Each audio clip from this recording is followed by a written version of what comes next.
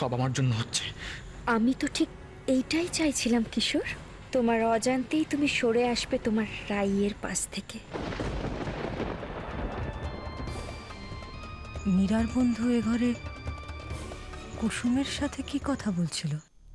একটার পর একটা ঘটনা ঘটে চলেছে এই বাড়িতে, আর প্রত্যেকবার এতগুলো লোক থাকা সত্ত্বেও ঘটছে মীরা অথবা কৃষ্ণের সঙ্গে, আর প্রত্যেকটা বার আঙুল উঠছে তোর দিকে। এতগুলো ঘটনা তো এমনি এমনি ঘটতে পারে না রাই। একদিকে বাড়ি শুদ্ধ লোক তোকে যাচ্ছে তাই বলছে, অন্যদিকে তুই এখানে কেঁদে কেঁদে মরছিস, কিন্তু তাতে সত্যি ঘটনা তো আড়ালেই থেকে যাচ্ছে, তাই না রাই? এতদিন আমি প্রত্যেকবার তোর সঙ্গে থেকেছি, কিন্তু কিন্তু আজকের ঘটনাটা আমাকেও ভাবাচ্ছে রাই। না মানে একটা মানুষ তো নিজেই নিজের শাড়ির আঁচলে আগুন লাগিয়ে দিতে পারে না। না না, সেটা কি করে সম্ভব? আবার তুই এরকম একটা কিছু করতে পারিস? না না, এটা তো আমি মরে গেলেও বিশ্বাস করতে পারবো না, আমি ভাবতেই পারবো না এটা। তাহলে তাহলে কি হয়েছিল রান্নাঘরে? হ্যাঁ, কি হয়েছিল রান্নাঘরে? আমাকে একটু বল না, প্লিজ বল। রাই রাই বোঝ, কাঁদলে হবে না, কাঁদলে কিছু হয় না। আমাকে আমাকে সত্যি ঘটনাটা তোর মুখ থেকে শুনতে হবে, আমাকে জানতে হবে কি হয়েছে, কি ঘটছে সারাক্ষণ এ বাড়িতে, কি হলোটা কি, কার এমন চক্ষুশূল হয়ে গেলি তুই? ভালো মা, মীরা দিদি যা বলেছে তাই সত্যি, আর আমি কিছু জানি না। এর থেকে বেশি তুমি আর আমার কাছে কিছু জানতে চেও না।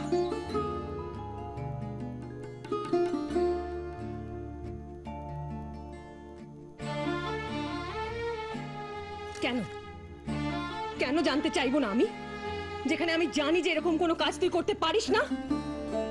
তবে কেন সহ্য করছিস, কেন সহ্য করছিস এরকম? ভালো মাছ, মীরা দিদির অনেক বড় একটা ক্ষতি হয়ে যেতে পারতো। কলকাতা বাবু রাগের মাথায় আমারে যাই বলে থাকুক না কেন, কিন্তু আমি তো জানি আমি মীরা দিদির কোনো ক্ষতি করতে পারবো না। ও মা, আমি তো জানি, আমি জানি মা, এত এত ছোট মন তোর নয়, এত নিচু মনের মানুষ তুই নোস, আমি জানি।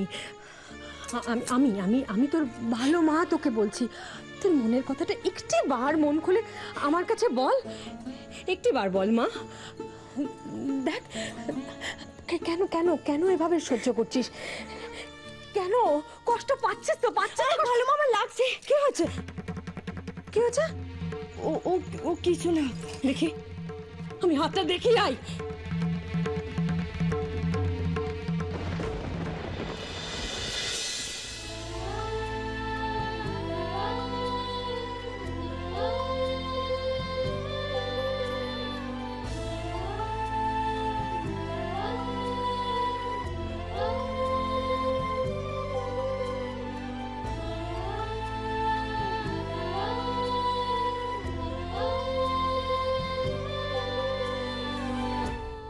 যতই তুমি ধামা চাপা দেবার চেষ্টা করো দিদি, আজকে হতে যাচ্ছিল বলো তো? আর সেটা যদি হতো তাহলে আমাদের পরিবারের কেউ আমরা পার পেতাম? খুনের দায়ে সবাইকে জেলের খানি টানতে হতো। তুই কি বলছিস মেজো? আমি ভুলটা কি বলছি, খারাপটা কি বলছি? দিদি, হাজার হোক মীরা এবারের বউ, মীরার যদি আজ কোনো ক্ষতি হয় তাহলে ওদের বাবা মাকে আমাদের ছেড়ে কথা বলবে? যত নষ্টের গোড়াই রান্না বউ, ওই বাড়ির মান সম্মান ডুবিয়ে ছাড়বে, বাড়িটাকে ধ্বংস করে ছাড়বে। দিদি মেজো, তুই যতই যাই বলিস, আমার মন কিছুতেই সায় দিচ্ছে না যে ওই মেয়েটা এরকম কিছু একটা করতে পারে। বড্ড ভালো মেয়ে, ভালো মানুষ, ও তো চিরকাল আমাদের উপকার করার চেষ্টা করেছে মেজো, আর মীরাকে তো প্রাণের থেকে বেশি ভালোবাসে। ঠিক বলেছো দিদি, মীরাকে ভালোবাসতো, কিন্তু যে মুহূর্তে দেখেছে যে কিশোর আর মীরার মধ্যে ভাব ভালোবাসা বেশ জমে উঠেছে, ওর ভালো মানুষের মাথায় উঠলো। দিদি, একটা জিনিস মনে করো তো, যে যবে থেকে মীরা ওই মেয়েটাকে এই বাড়িতে ফেরত নিয়ে এসছে, একটার পর একটা বিপদ ঘটে চলেছে। ওই মেয়েটার মুখ দেখে বোঝার উপায় আছে যে ওর পেটে পেটে এত শয়তানি? হ্যাঁ, আমার বেশ মনে হচ্ছে একটা অঘটন ঘটিয়ে ছাড়বে। ও বোধহয় বাড়িটাকে শ্মশান বানিয়ে ছাড়বে। মেজো, চুপ কর মেজো, চুপ কর। এসব অলক্ষণী কথা বলিস না। ঈশ্বর করুক আমাদের ছেলেমেয়েরা সবসময় ভালো থাকে, সুখে থাকে। হ্যাঁ দিদি, কিন্তু এই মেয়েটা হতে দিলে তো। আর নয়, আমি আর সহ্য করতে পারছি না। আজ দাদা বাড়িতে ফিরুক, দাদারও বাড়ির কর্তা হিসেবে বোঝা উচিত যে বাড়িতে কি কি ঘটছে।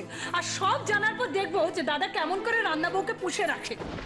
আসলে কি জানিস, আমার তখনই মনে হয়েছিল যে ওই সিগনেচারটা যদি আমি করে ফেলতাম না। মেজো, ওরা সবে অফিস থেকে ফিরেছে, তুই কেন এখন এইসব কথা? দাদা ভালোই করেছেন আপনারা আজ তাড়াতাড়ি ফিরে এসেছেন।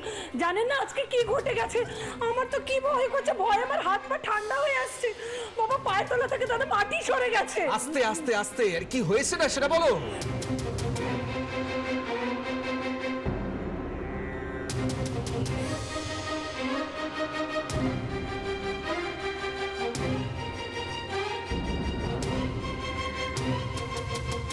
What the hell?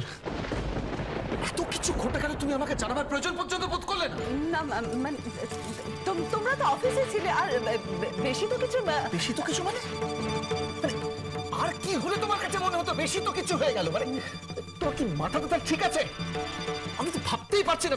আর সর্বনাশ হলে তুমি আমাকে একটা ফোন করতে কি হয় তোমার? দাদা দাদা বলছি যে এত উত্তেজিত হন। চুপ কর তো, একদম কথা বলবি না। কুসুম,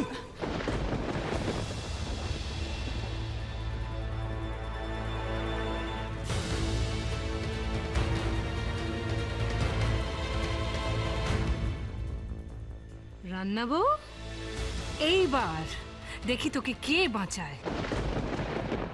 অর্কদা, অর্কদা শুনছো? অর্কদা, ডাকছিলে আমাকে? বলো। অ্যাকচুয়ালি আমি তোমাকে সরি বলতে চাই। সরি? আমাকে কেন? আমাদের বাড়িতে আসার পর থেকে তুমি যেসব ঘটনা দেখছো তাতে হয়তো তুমি আমাদেরকে খুব খারাপ মানুষ ভাবছো। কিন্তু জানো তো, মানে এইসব ঘটনা কেন ঘটছে, কিভাবে ঘটছে, আমরা নিজেরাও বুঝতে পারছি না। শোনো রেনি, এত খারাপ লাগার কিচ্ছু নেই। আমার ভালো লাগে বলে আমি তোমাদের বাড়িতে আসি। আমার কলকাতার রিলেটিভ বলতে কেউ নেই, বন্ধু বান্ধবরাও সব ছড়িয়ে ছিটিয়ে এখানে ওখানে। দেখো না, তোমরা সবাই মিলে এই কদিনে আমার ফ্যামিলির মতো হয়ে গেছো। আর প্লিজ ফ্যামিলি মেম্বার না মনে করো, আমাকে তোমাদের একজন ফ্রেন্ড মনে করলে আমার কিন্তু খুব ভালো লাগবে। আর জানো তো, ফ্রেন্ডের সাথে কোনো ফর্মালিটি রিলেশন নেই। তার মানে তুমি একটু রাগ করোনি, তাই তো? একেবারেই না। আচ্ছা, তুমি বললে কলকাতাতে তোমার কেউ নেই, তার মানে তো তোমার কলকাতা ঘোরাও হয়নি। আজকে আমি গোটা কলকাতা তোমাকে ঘুরিয়ে দেখাবো, অনেক নতুন নতুন জায়গা দেখাবো, পাক্কা। কিন্তু আমার যে অফিস আছে আর একটা ইম্পর্টেন্ট মিটিংও আছে, সো প্লিজ সরি। আমি তাহলে এখন আসি।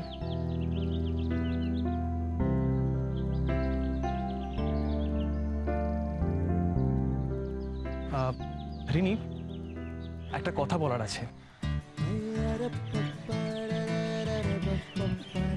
হ্যাঁ বলো।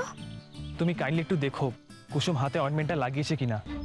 আসলে আসার আগে ওকে দিয়ে এসেছি, মেয়েটার হাতটা অনেকটাই পুড়ে গেছে।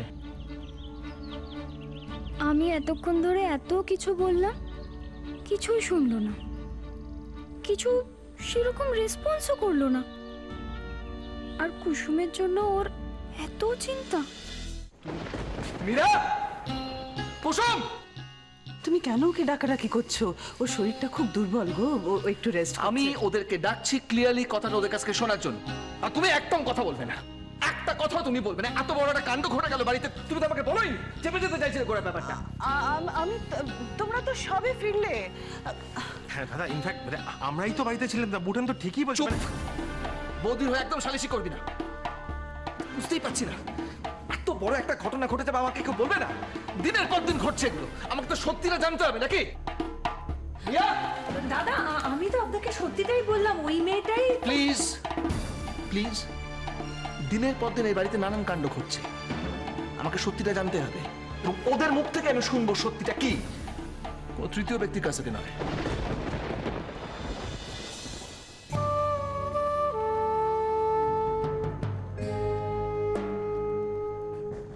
হয়েছে বাবা? এদিকে এসো,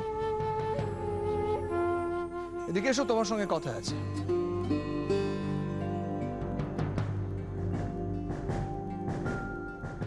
কিছু বলবে বাবা? হ্যাঁ, শুধু শুধু তোমাকে নয়, আমার কুসুমের সঙ্গে কথা আছে। দুজনের কাছ থেকে আমি সত্যিটা জানতে চাই।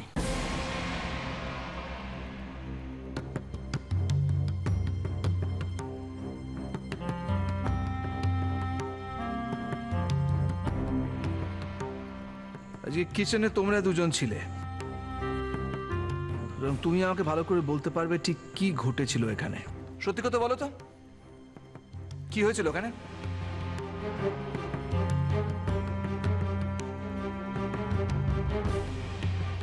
এইবার রান্না বউয়ের আর নিস্তার নেই।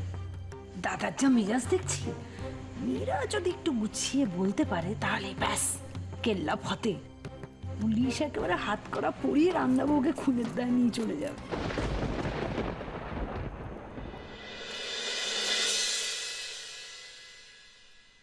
ও কিছু না বাবা, আমি এখন একদম ঠিক আছি। আর এটা একটা অ্যাক্সিডেন্ট, এতে সইয়ের কোনো দোষ নেই, বরং আমি গেছিলাম ওকে রান্নায় হেল্প করতে। ও একেবারে নির্দোষ। সেই মানে তুমি বলছো যে কিছুই তুই কি বলছিলে এতক্ষণ? আশ্চর্য, কত বড় বড় কথা বলে ফেলে সবাই। ও তো বলছে ইট ওয়াজ জাস্ট অ্যান অ্যাক্সিডেন্ট। দাদা দাদা আমি বলছি যাকে বাদ দাও না, মানে সমস্যা তো আর নেই, মিটে গেছে তো, ভালোই হয়েছে। হ্যাঁ, তোমাকে ওটা বলি হারি, মানে এই আননেসেসারি প্রবলেম ক্রিয়েট করা তোমার একটা হ্যাবিট হয়ে দাঁড়িয়ে। সহ্য। না না জেঠুমনি, মা কিন্তু এমনি এমনি বলছে না। একটু আগেই কিশোর বলেছ নিজে চোখে দেখেছে যে ওই রান্না বউ মীরার আঁচলে আগুন লাগিয়েছে।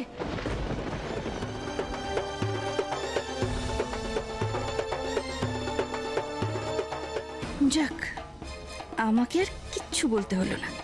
এবার যা হওয়ার সব আপসে হবে।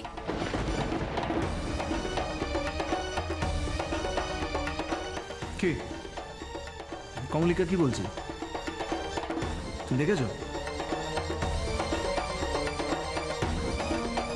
কথা বলো, কথা বলো। তুমি কি নিজের চোখে দেখেছো কুসুম মীরার আঁচলে আগুন লাগিয়ে দিচ্ছে? Yes or no?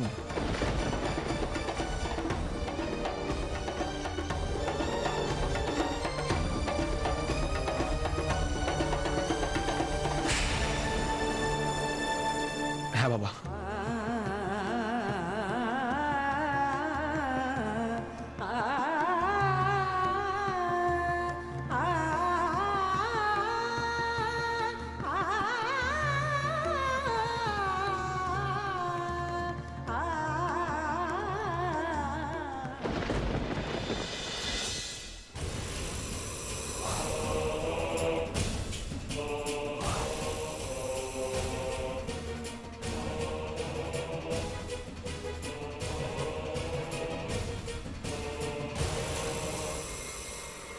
তোমার সম্পর্কে যে অভিযোগ টানা হচ্ছে সেটা তুমি স্বীকার করছো? বলো। দাদা তুমি ওকে কথাটা আমি ওর কাছ থেকে শুনতে চাইছি, বলো।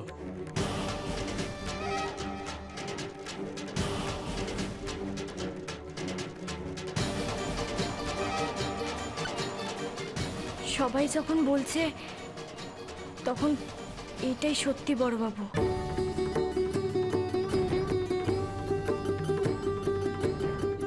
আর এই জন্য আপনি আমারে যা শাস্তি দেবেন আমি তা মাথা পেতে নেব।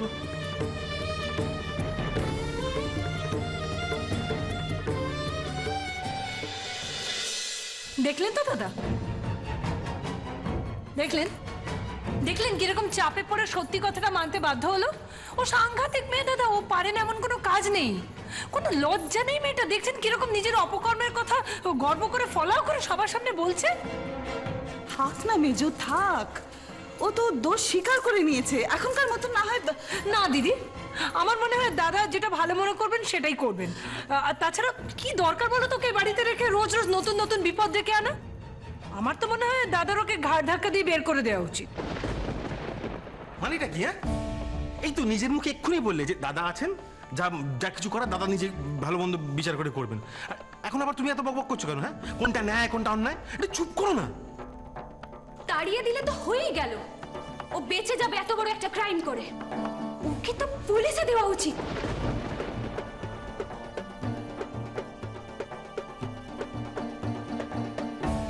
ভাবতে কষ্ট হচ্ছে, এই আমার সেই রাই। একেই আমি ভালোবেসেছিলাম। আজ শুধুমাত্র হিংসে করেও এরকম একটা কাজ করতে পারলো। তুমি সিদ্ধান্ত নেওয়ার আগে আমার তোমাকে কতগুলো কথা বলার আছে।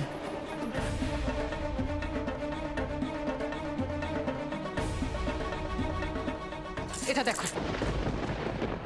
তুমি সোজা হয়ে দাঁড়াও।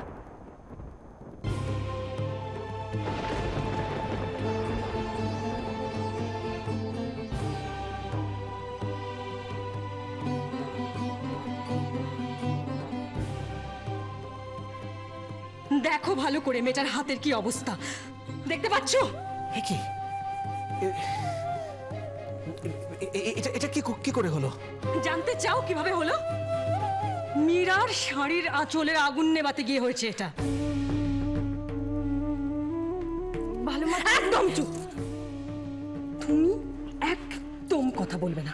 যা বলবার বলেছো, এবার আমি বলবো আর তোমরা সবাই শুনবে।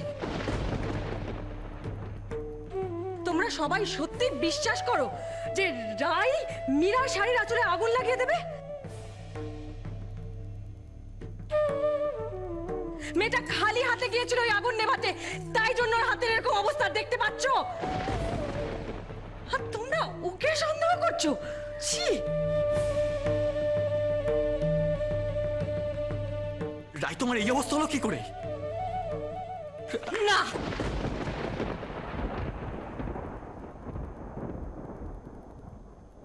না, ওর কাছে যাওয়ার অধিকার তুমি হারিয়ে ফেলেছো।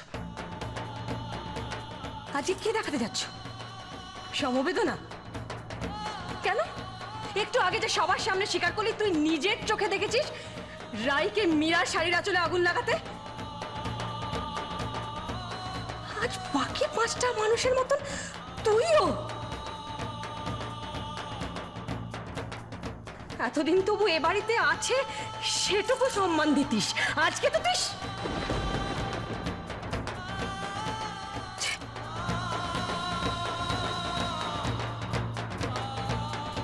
রাই মীরাকে বাঁচাতে চেয়েছিল, আর আমি ওকে ভুল বুঝে যা নয় তাই বললাম।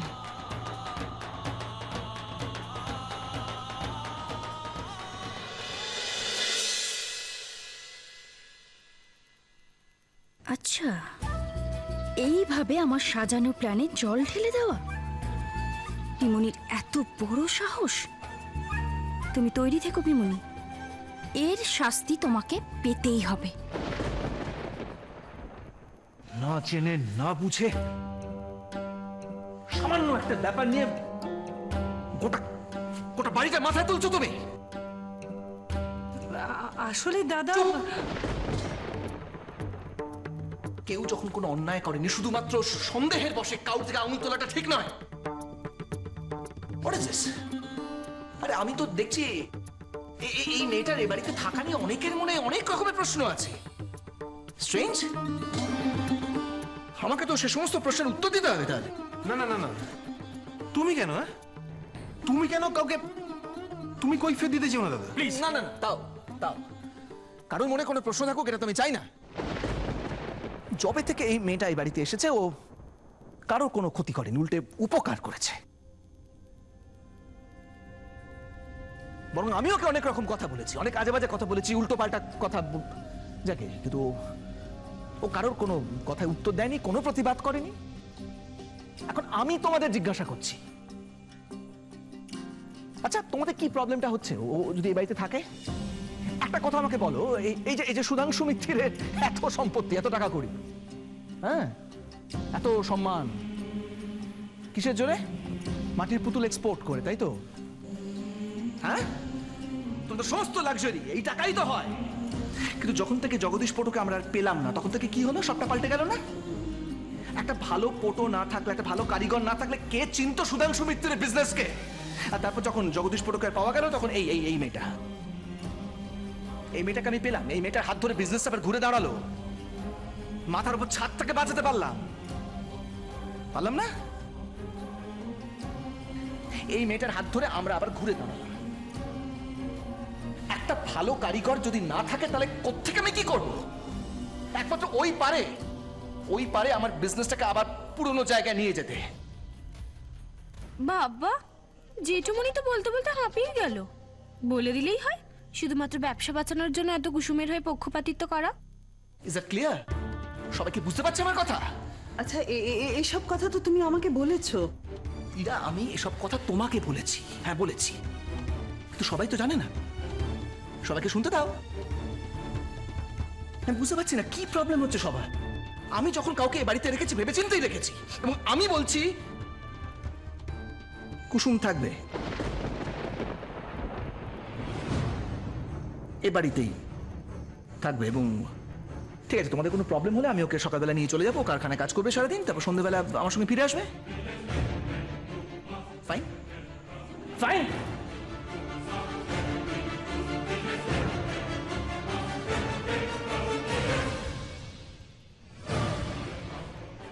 ও কারখানায় যাবে?